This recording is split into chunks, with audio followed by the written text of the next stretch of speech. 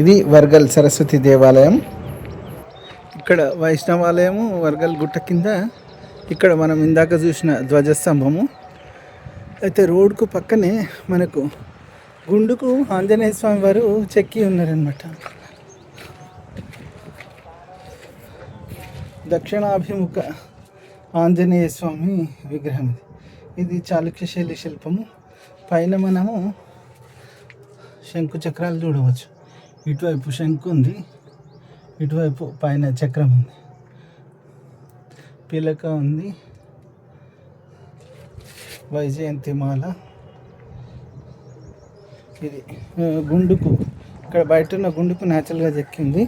ఇక్కడ ఇదేమో నంది, దాదాపు రాష్ట్రకూట శైలి లేదా చాళుక్య శైలి నంది ఉంది. చాలా వైపు ఉంది. ఇక్కడ ఇంకొక ఆలయం ఉంది, ఇది కూడా చూద్దాం పదండి.